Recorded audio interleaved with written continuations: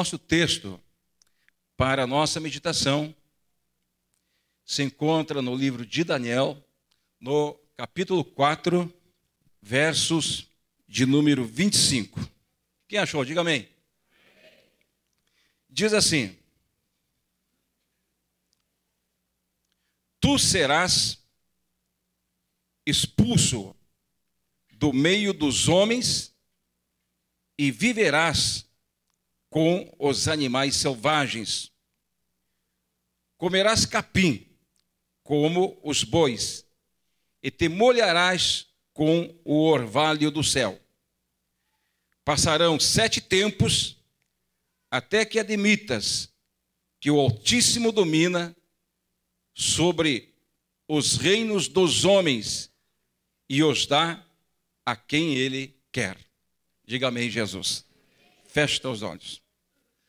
Paizinho querido, que os meus ouvidos espirituais sejam sensíveis à voz do teu amor, que o meu coração esteja preparado mais uma vez para receber de ti e levar para as tuas ovelhas uma palavra de edificação, uma palavra de fé, uma palavra, meu Pai, segundo a tua vontade. Olha, irmãos, tem um salmo que diz assim, que os olhos de Deus, eles procuram, o olhar de Deus procura os fiéis da terra para que estejam firmes diante dos seus olhos.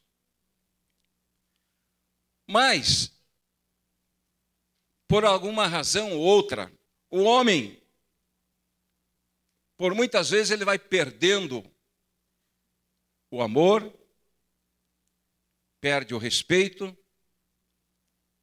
perde a reverência, perde o temor, o tremor diante da presença de Deus. E o mesmo homem, tudo quanto ele pratica de bem, de bom, de construtivo, de honesto, este homem, ele é honrado diante de Deus. Mas todo homem que age de uma maneira errônea, homem que não é correto, homem que não é justo, homem que pratica o mal, que pratica a iniquidade, que pratica a mentira, que pratica determinadas obras que não são corretas diante do olhar de Deus, isto também Deus vê. E é bem bíblico, tudo quanto o homem ele semear, ele vai colher. Ele pode colher para o lado bom, como ele colhe para o lado ruim. O que eu quero também registrar aqui nesta noite é que, de repente, a mente do homem, a visão do homem, o olhar do homem, não perceba que tudo quanto a gente faz, a gente realiza e a gente semeia, tudo está sendo registrado diante do olhar de Deus. Por exemplo, pedindo permissão para o Anderson. Deus sabe quais são as palavras, se são palavras dóceis ou não dóceis, que você transmite para a tua esposa.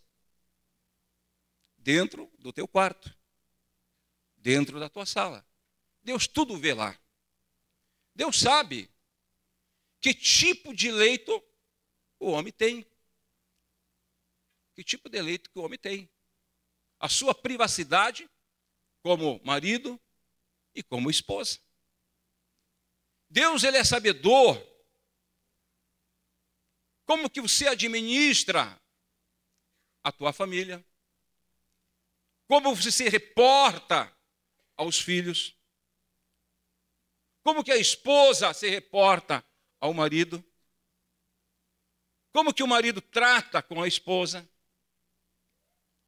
embora você esteja longe da igreja física, da estrutura física, e de repente você pensa, aqui na minha casa, ninguém me vê, ninguém me enxerga. Mas o Senhor, que um dia consagrou esse templo, está no teu quarto, está na tua sala, está na tua cozinha. Ele sabe o teu comportamento, Ele sabe as tuas atitudes, Ele conhece tudo, tudo Ele conhece. O nosso sentar e o nosso levantar, o nosso deitar e o nosso levantar. Deus sabe como você administra as suas finanças e de que maneira você administra e como você faz o teu planejamento financeiro. Deus, Ele sabe tudo.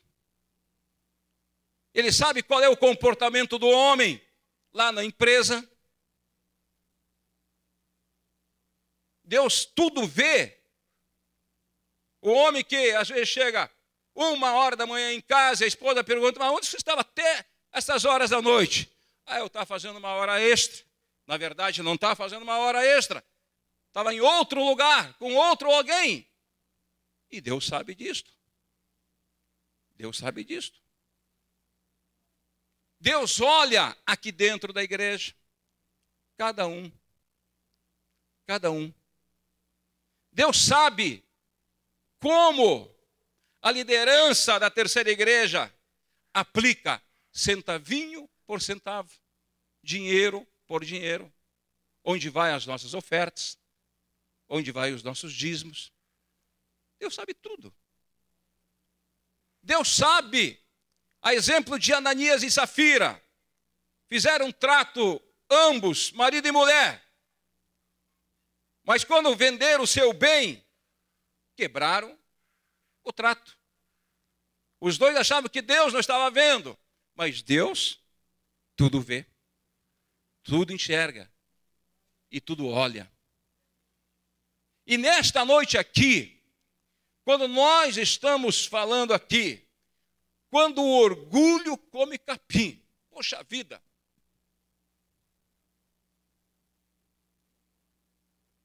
quando o orgulho come capim, eu falei hoje, no primeiro culto, no segundo culto, foi a primeira vez na minha vida que eu usei esse texto para falar sobre esse assunto aqui. Hoje é o meio-dia. Agora é a segunda vez. Quando o orgulho come capim. E esta palavra, que foi uma palavra de exortação, Deus, olha aqui para frente, Deus, Ele fala com esse cidadão aqui, Nabucodonosor, é o personagem da nossa conversa, da nossa mensagem nessa noite, Nabucodonosor. Quando Deus disse, tu serás expulso do meio dos homens e viverás com os animais selvagens, comerás capim, como os bois, e te molharás com o orvalho do céu. Doutor Vani, esta palavra de exortação, Deus falou para Nabucodonosor 1 ano antes de ocorrer isso aqui. 1 ano! No nosso calendário aqui, 1 ano é 365 dias. Pastor Ângelo, 1 ano antes, Deus tinha falado assim para Nabucodonosor. Olha, grande comandante, grande rei, grande líder, grande homem aí, no teu reino. Se você não se corrigir, se você não endireitar os teus passos, se você não fizer um conserto, um acerto com Deus, se você não mudar o teu comportamento diário, eu vou mexer contigo. Eu vou te tirar do meio dos vivetes, vou te tirar do meio do teu palácio, vou tirar o teu reino, você vai ficar por terra, frustrado, envergonhado, mas, Nabucodonosor, eu vou prestar conta contigo. Sabe o que o cidadão fez? Pastora Beatriz, a mensagem entrou aqui, no direito, e saiu no ouvido esquerdo. Sabe de uma coisa? Olhe para dentro da igreja. Aqui na terceira igreja, lá na primeira igreja, em qualquer uma outra quadrangular, em qualquer uma outra igreja co-irmã. Deus fala uma vez, Deus fala a segunda vez, Deus fala a terceira, a quarta, e Deus vai falando. E o homem pensa que Deus está brincando com ele. Ah, Deus, amor, Deus não vai fazer isso aqui comigo, não. Deus não vai me tocar. Ah, Deus é misericordioso. Deus é igual aquele pai, né? Pastor Mauro, que fala com o filho, fala com o filho, fala com o filho, mas ele nunca pega a varinha verde para bater no filho. Nós achamos que Deus é assim. Mas Deus, irmãos, é amor? É amor. E graças a Deus que Ele é amor. Porque senão estaria complicado. Mas Deus é justiça. E nenhuma palavra dita por Deus se perde. Porque Deus não é filho do homem para que minta. E nem filho do homem para que, dizendo alguma coisa, Ele não venha a fazer e realizar. E lá no Novo Testamento, quando Ele diz: quem tem ouvidos espirituais, ouça. Ouça. E eu falei hoje no culto compartilhando, quanto mais alto o homem estiver na sua responsabilidade, no seu degrau, quando ele tem uma tarefa, quanto mais alto ele está, diz o ditado popular, que pior é o tombo. Pior é o tombo. Olha aqui, Nabucodonosor, diz a palavra que ele... Mas antes de falar sobre Nabucodonosor, vamos fazer uma somatória aqui de algumas coisinhas. Agora vamos somar um pouquinho aqui. Vamos somar o orgulho do homem. O orgulho do homem, ponto 1. Vamos somar com orgulho a arrogância, a prepotência, a falta de domínio próprio, falta de moderação. Vamos somar aqui, quando o homem não conhece os seus limites, quando o homem não tem noção de limite. Se somarmos tudo isso aqui, o que vai acontecer diante do olhar de Deus? Nabucodonosor, nessa noite, vai nos ensinar. Por quê? Nabucodonosor, sendo o grande rei da Babilônia, ele começou o seu reinado com grande sucesso, derrubando o império do Egito. Ele começou derrubando o povo do Egito. E foi conquistando. Foi conquistando. E foi se alastrando o governo de Nabucodonosor. Ele reinou mais de 40 anos, de 4 décadas, antes de Cristo. Antes de Cristo. Mas veja o coração.